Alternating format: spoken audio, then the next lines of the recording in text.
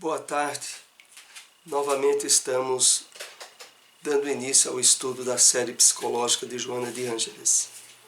Queremos sempre lembrar que o objetivo maior desse estudo é provocar a leitura da obra. É quebrar certas barreiras de dificuldades criadas em termos do entendimento desse rico material espírita que a série psicológica de Joana de Ângeles aborda. Hoje nós iremos tratar de um item que está no capítulo 2 da obra Amor, Imbatível Amor, o Eu e a Ilusão. Vamos para a introdução do nosso tema, que é sempre um comentário de um trecho de uma mensagem do Espírito Emmanuel. Esse extraído do livro O Evangelho comentado por Emmanuel, Carta de Paulo, Carta aos Filipenses, capítulo 1, versículo 10. Separamos esse comentário. Caridade essencial é intensificar o bem, sob todas as formas respeitáveis, sem olvidarmos o imperativo de autossublimação, para que outros se renovem para a vida superior, compreendendo o que é indispensável, conjugar no mesmo ritmo os verbos dar e receber. Bom, com base nesse trecho, nós vamos aqui fazer algumas considerações. Emmanuel aqui nos chama a atenção para a expressão caridade essencial, caridade mais importante. E ele diz a nós o seguinte: sob todas as formas respeitáveis das possibilidades do exercício da caridade, sem esquecermos o imperativo de autossublimação. Esse ponto aqui é bem importante. É que o imperativo da autossublimação se refere ao trabalho interior de sensibilização e de mudança íntima às propostas do Evangelho do Cristo e que nos habilitam, de fato, a, quando estivermos no exercício da caridade, exercê-la de tal forma aonde dar e receber tornam-se momentos excelsos do ato da caridade.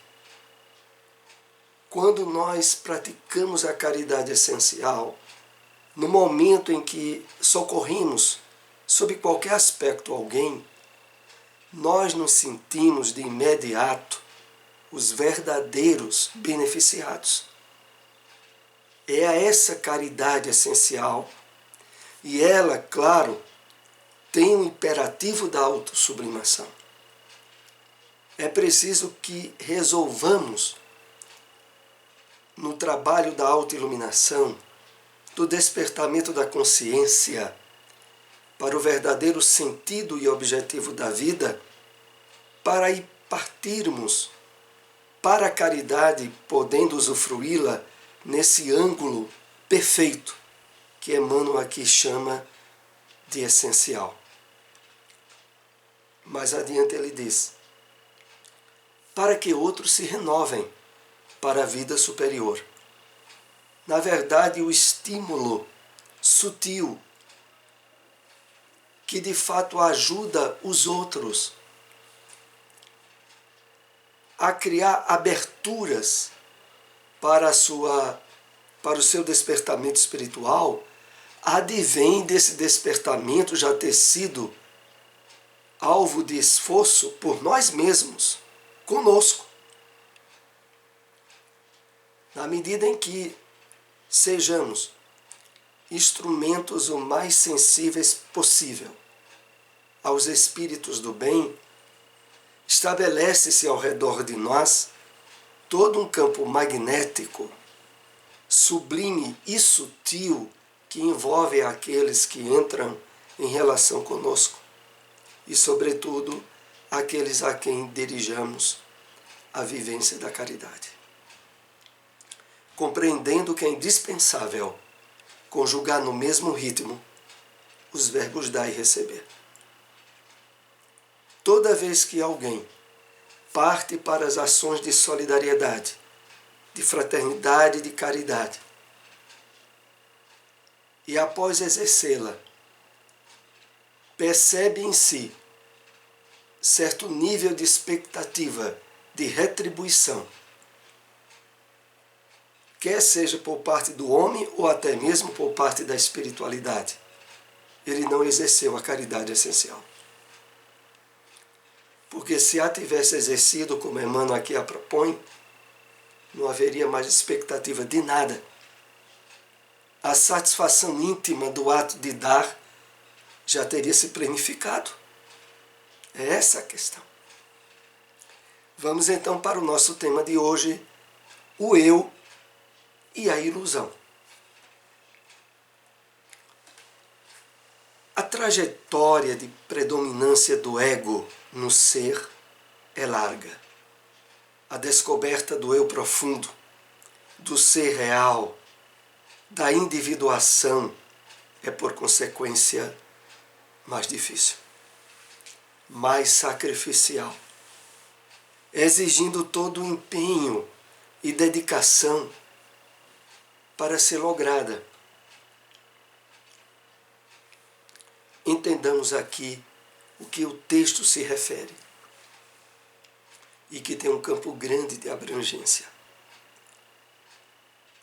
A trajetória da predominância do ego no ser é larga, imensamente larga. Representa o vasto passado nosso, de milênios, de acúmulos de projeção do ego, de vivência do egoísmo, e que não se apagou no nosso íntimo. E aí continua dizendo, a descoberta do eu profundo, do ser real, da individuação, é por consequência mais difícil, mais sacrificial. Exatamente. Difícil e sacrificial porque significa renunciarmos ao nosso vasto passado de erros. É difícil porque exige o reconhecimento através da humildade de que só podemos, de fato, planificarmos-nos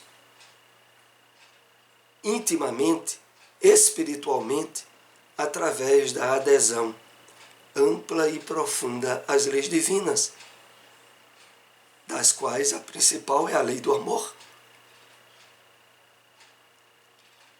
Então, é o sacrifício do nosso passado, de um passado de quebradeira de cara, de sofrimentos, de tristezas que trazemos de várias experiências encarnatórias. Então, a descoberta do eu profundo, do ser real,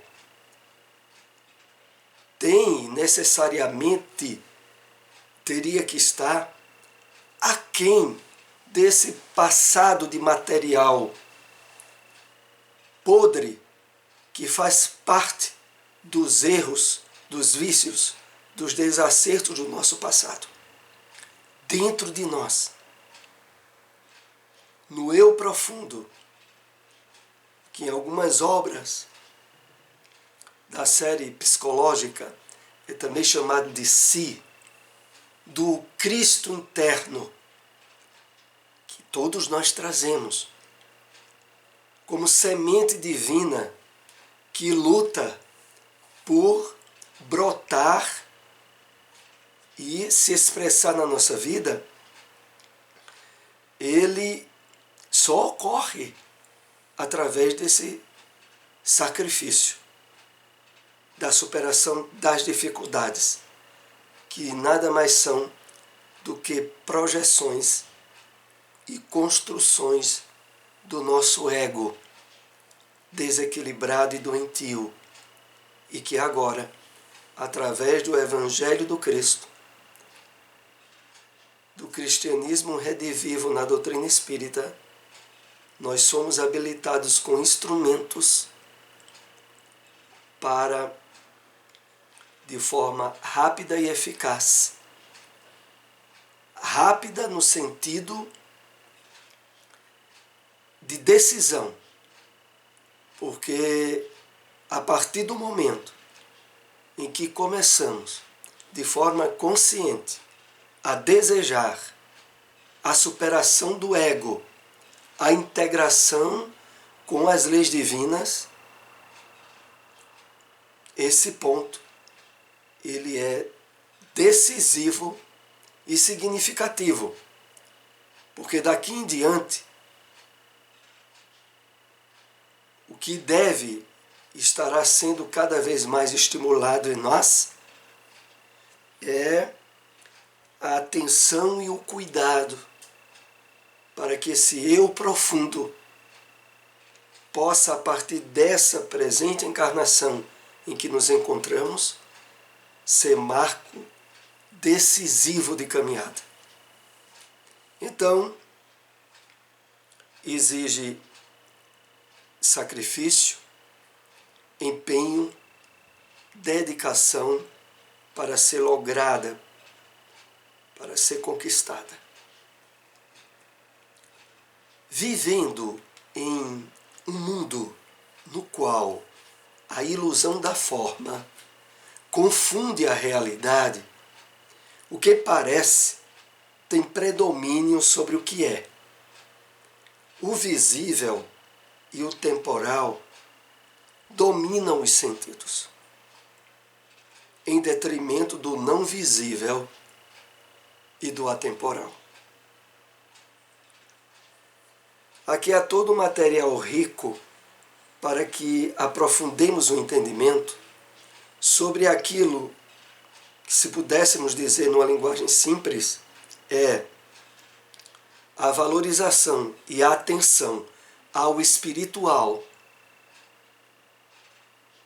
para que ocupe o seu devido lugar nos espaços que foram tomados pelo materialismo, pela ilusão das formas. Mas vamos analisar aqui mais detidamente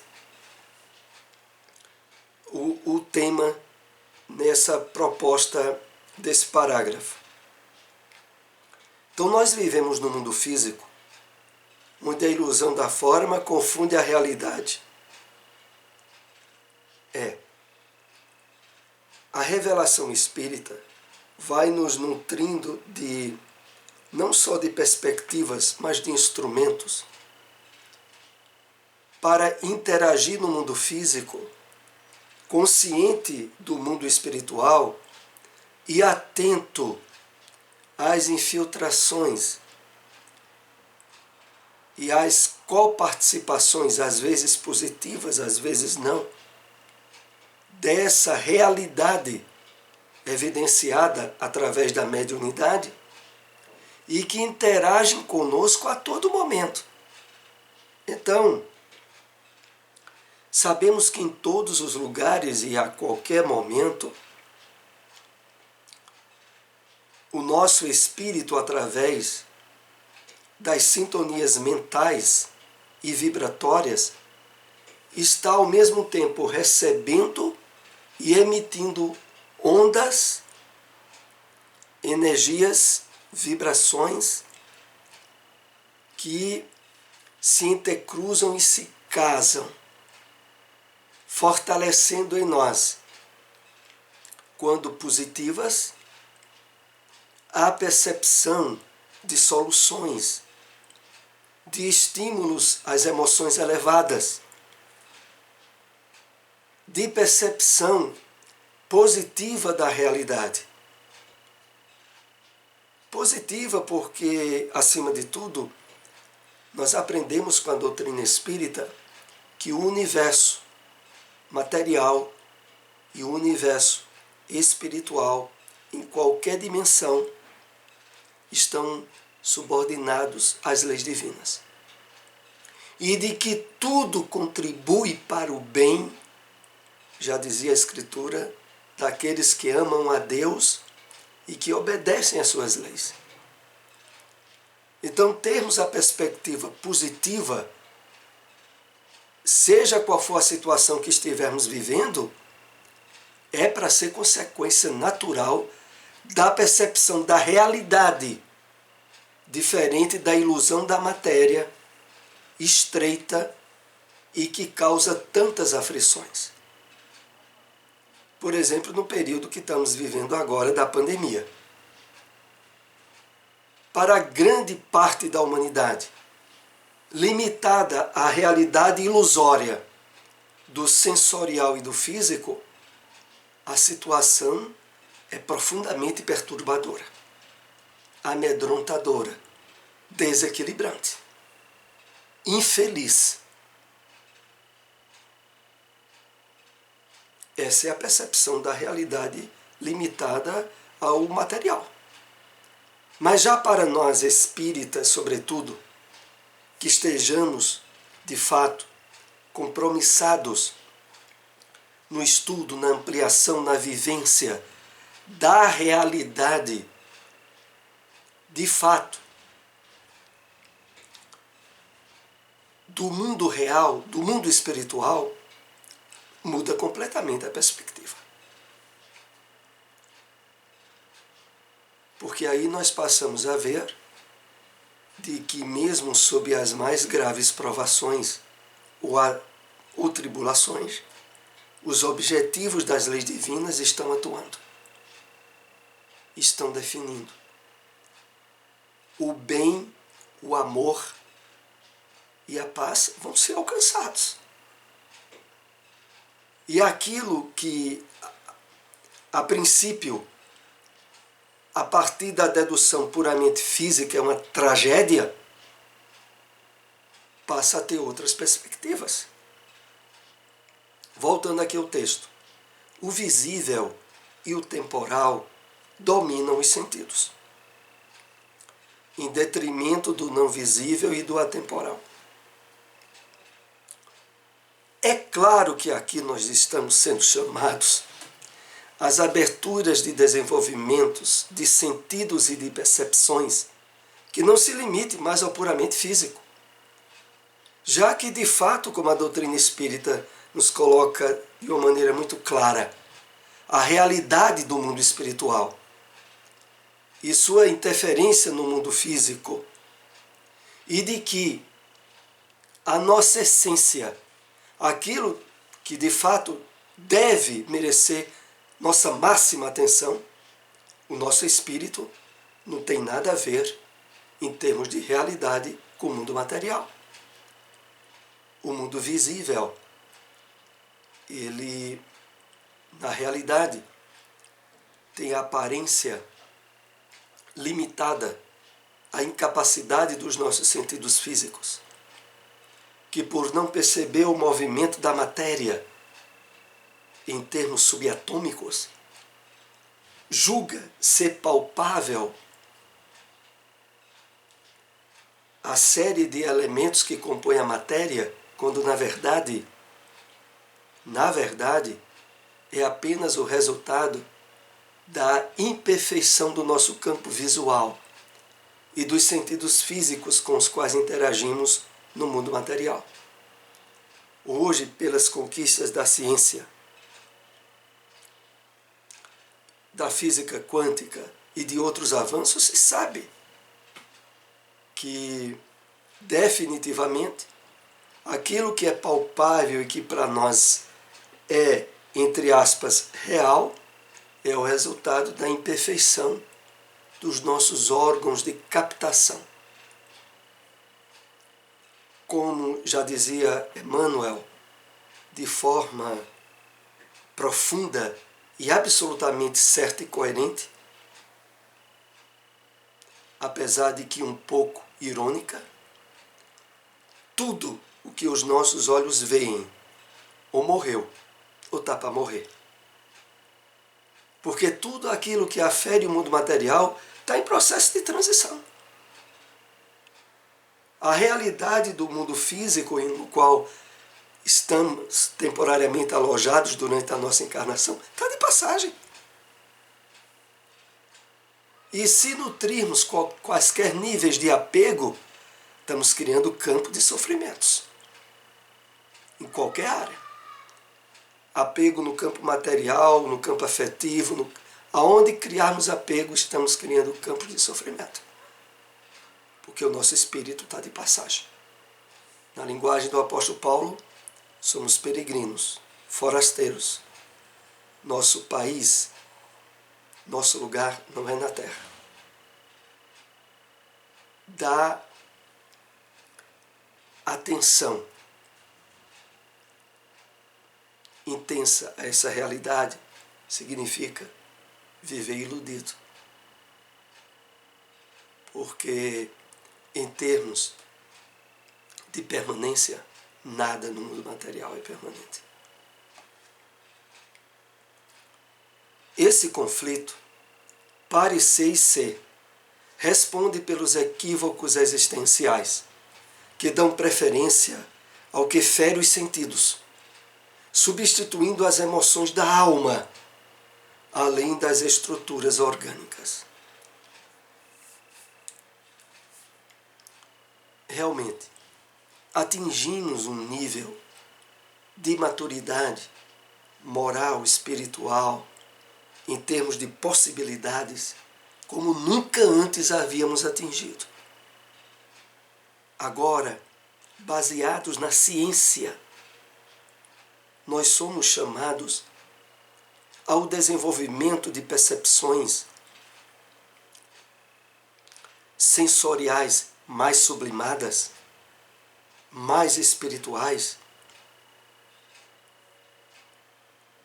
não por promessas religiosas ou místicas, mas por uma realidade que hoje é estudado na química, na física e em outras ciências humanas. Eu me refiro ao fato de que, na medida em que através do intelecto, do estudo da leitura, da realidade do mundo espiritual, da sensibilidade nossa a essa realidade, nós passamos a fomentar, a criar no nosso campo neuronal, através de componentes celulares infinitamente imperceptíveis, nós passamos a criar neles um campo de sensibilidade que antes não havia. Hoje nós sabemos pelos esforços de trabalhos, por exemplo, na área da fisioterapia, alguém perde o movimento de um membro, porque houve um dano na área cerebral referente àquele membro. Mas através de esforços mentais e físicos repetidos para que aquele membro volte a atuar, na medida da persistência do trabalho e da fisioterapia, começam a ser criados a nível neuronal células que não existiam. E depois de algum tempo, aquele membro começa a reagir, podendo voltar a ter os movimentos que tinham antes. Essa criação a nível físico é também uma realidade a nível psíquico-espiritual. Envolvermos-nos de forma disciplinada e constante, dirigindo interesse, tempo, reflexão e raciocínio. A realidade transcendente e espiritual vai abrindo para nós um campo de sensibilização e de percepção, cujas consequências, em termos de satisfações íntimas, de bem-estar psíquico, de emoções que antes nunca havíamos usufruído, serem possíveis de passar à esfera dentro da realidade temporal do corpo em que nos encontramos. É a isso que se refere. Então, voltando aqui ao texto, esse conflito para ser e ser responde pelos equívocos existenciais, que dão preferência ao que fere os sentidos. Para a grande maioria, que ainda se atém apenas ao campo das estruturas físicas, por serem elas que mais fere, que mais interage com os sentidos físicos, passa a compor o campo de limite, mesmo que ilusório, como diz o texto, substituindo as emoções da alma, além das estruturas orgânicas. Porque, voltamos a dizer, essas emoções da alma, a que nós agora somos chamados a abrir espaço em termos de realidade, estarão cada vez mais se ampliando na medida em que a nossa atenção para o espiritual, que é o real, tenha predominância no nosso psiquismo. Há reencarnações passadas, todo o nosso psiquismo, toda a possibilidade intelectiva nossa era voltada só para coisas materiais. E por isso, o usufruto de satisfações e de emoções eram pertinentes exclusivamente ao mundo físico. Agora não mais. Estabelece-se então a prevalência da ilusão derivada do sensorial, que a tudo comanda, no campo das formas, desempenhando finalidade dominante em quase todos os aspectos da vida. Aqui Joana se refere ao que acontece em termos comuns àqueles que apenas se nutrem das ilusões da matéria. A prevalência da ilusão derivada do sensorial que a tudo comanda, desempenhando finalidade dominante em quase todos os aspectos da vida. É por isso, fechando o entendimento desse item, de que para as pessoas que têm toda a sua atenção voltada apenas para a matéria, para o corpo, para as satisfações físicas, a morte, através da desencarnação, é uma verdadeira morte. Porque tudo aquilo ao qual o espírito havia dado valor e cuidados constantes deixa de ser possível de interagir.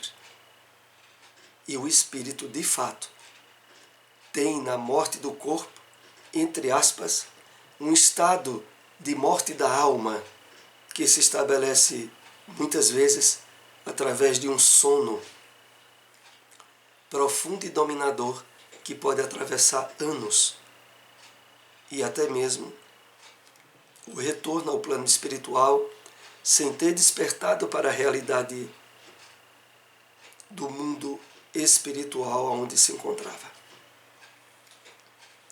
Submerso no oceano da matéria, o ser profundo, o eu, encontrando-se em período de imaturidade psicológica, deixa-se conduzir pelo exterior, supondo-se diante da realidade, sem dar-se conta da mobilidade e estrutura de todas as coisas na sua constituição molecular. Então, esse estado que é predominante na maioria das pessoas na Terra, ainda limitadas pelo materialismo, é caracterizado aqui por Joana como período de imaturidade psicológica.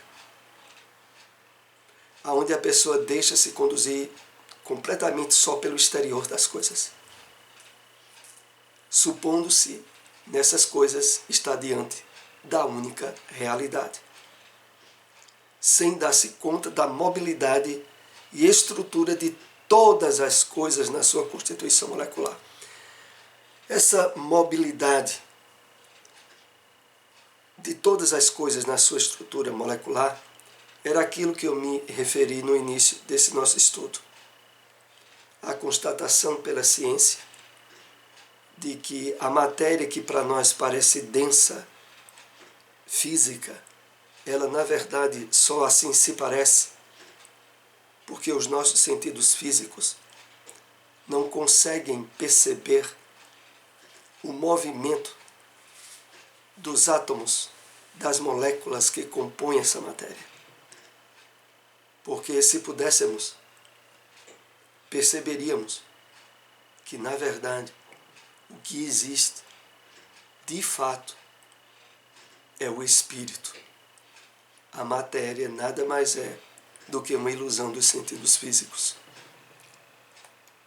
O campo das formas responde pela ilusão dos sentidos, que se prolongam pelos delicados equipamentos emocionais, dando curso a aspirações, desejos e comportamentos. Então, nós vivemos num mundo de ilusão. É a isso que o estudo vai nos levando. A realidade material com a qual nós interagimos, ela, de fato, não é uma realidade. É uma projeção da imperfeição dos nossos sentidos físicos. A essência que sustenta a vida, quer no corpo, quer fora do corpo, é espiritual.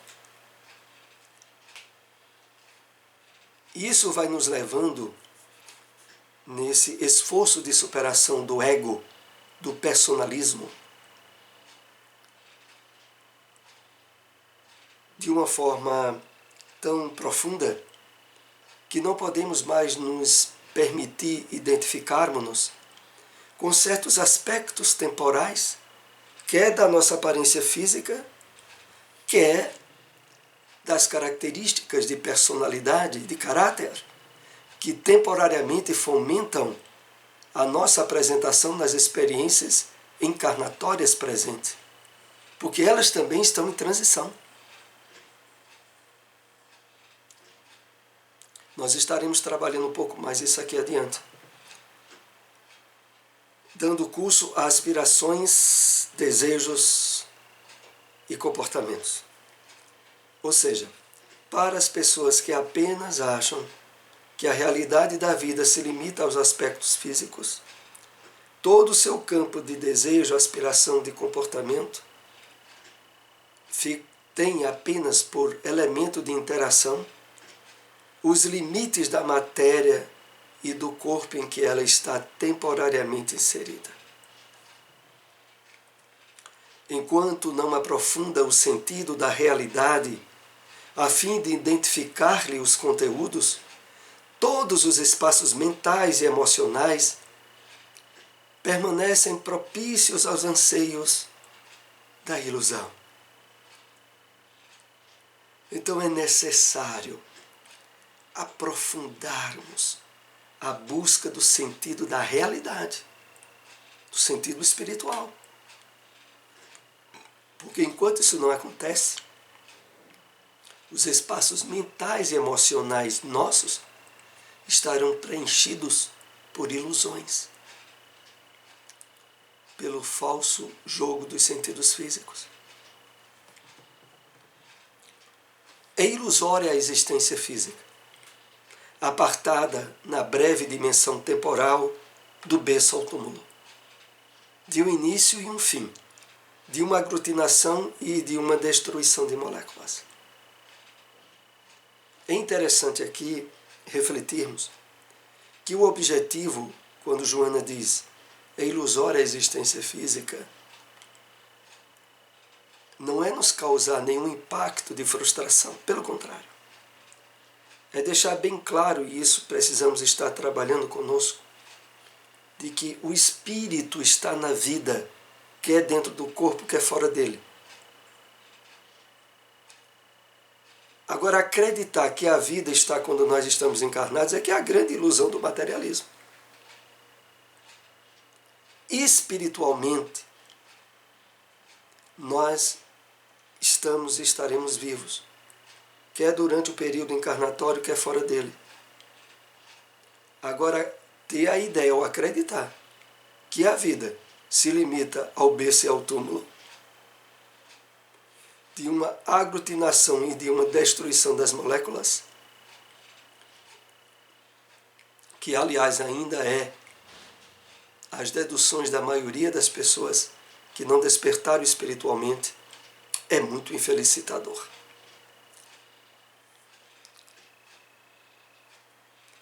A visão do ser profundo desarticula as engrenagens falsas da fatalidade, do destino infeliz, das tragédias do cotidiano, dos acontecimentos fortuitos que respondem pela sorte e pela desgraça.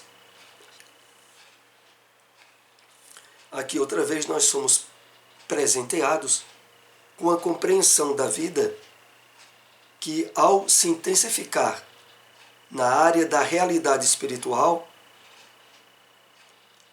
é cortado pela raiz um inúmero conjunto de circunstâncias que sempre nos causou infelicidades e frustrações. Que aqui Joana discrimina assim: as engrenagens falsas da fatalidade, onde não se percebia a presença e a interferência das leis divinas que agora nós percebemos, das tragédias do cotidiano, dos acontecimentos fortuitos, que respondem pela sorte ou pela desgraça, como entendem a maioria das pessoas na visão do materialismo. Porque na visão estreita de que a vida está no corpo e na realidade dos sentidos físicos, a experiência de vida na Terra é um conjunto de acontecimentos fortuitos e normalmente desgraçados. Perceber a vida, como nós agora somos premiados a perceber pela doutrina espírita, é que dá sentido a tudo, a todas as ocorrências. E, ao mesmo tempo, garante uma estabilidade emocional, psíquica, para enfrentar os mais variados problemas que a vida possa nos trazer. O fato de expressar-se como condição de indestrutibilidade não impede de vivenciar as alegrias transitórias das sensações e das emoções de cada momento. Aqui Joana abre um parêntese para nos chamar a conscientização de que o trabalho de despertamento do eu profundo, da percepção da vida em termos de realidade imortal, espiritual, não impede a que durante a experiência encarnatória nós possamos usufruir com relativo equilíbrio de alegrias transitórias e das sensações provenientes desse período em que interagimos com o mundo de vibrações mais densas. E é importante ela dizer isso para que não se procure espiritualizar-se como fuga da realidade material. De maneira nenhuma. É exatamente o contrário. Nós podemos e devemos trabalhar a nossa espiritualização máxima justamente para estarmos bem habilitados a enfrentar a realidade que no mundo de provas e expiações é cheia de acontecimentos imprevistos, é cheia de tragédias. Para estarmos habilitados a de maneira equilibrada enfrentar tudo isso, é que precisamos trabalhar a nossa verdadeira natureza, mas não como uma espécie de fuga, de maneira nenhuma. Por isso, mesmo identificados com esse despertamento espiritual profundo, devemos saber que as emoções físicas e de interação no mundo material, no mundo de energias densas, é perfeitamente possível e utilizável sem nos causar desequilíbrios. Porque para a maioria das pessoas que agora não estão atendendo às suas necessidades espirituais, a busca das emoções e sensações do mundo material se torna desequilíbrio, pela ausência do conteúdo espiritual para impor o justo equilíbrio. Qualquer castração no que diz respeito à busca de satisfações orgânicas e emocionais produz distúrbios. O apego exagerado, a ininterrupta volúpia por novos gozos, a incompletude produzem outra ordem de transtornos que atormentam o ser. Então, nem castração com impedimento de estar usufruindo emoções ou sensações físicas, e nem também o apego exagerado, incentivado e divulgado pela mídia materialista ou pelo mundo da ilusão dos sentidos. Mas o justo equilíbrio. E aqui o último slide do nosso estudo dessa tarde. Momento chega a todos os seres em desenvolvimento psicológico, no qual se recorre à busca espiritual, à realização metafísica, superando-se a ilusão da carne, assim equilibrando-se interiormente, para inundar-se da imortalidade consciente. Então, momento chega para todos nós do desenvolvimento psicológico, no qual somos levados a buscar a realização metafísica, a busca espiritual, superando de forma equilibrada e completa a ilusão da carne, trazendo-nos o resultado do equilíbrio interior, para aí sim podermos nos nutrir da imortalidade consciente. Então, a doutrina espírita nos possibilita, desde que o permitamos, a esse cuidado que de fato resolve todas as trincas e conflitos que trazemos do nosso passado espiritual, absolvidos agora pelo interesse pelo espiritual pleno, pela iluminação íntima, para a partir dela colocarmos as coisas no seu devido lugar e sabendo separar a importância primeira que devemos dar ao espírito, em contrapartida à ilusão do campo material temporário em que estamos segregados através do corpo físico.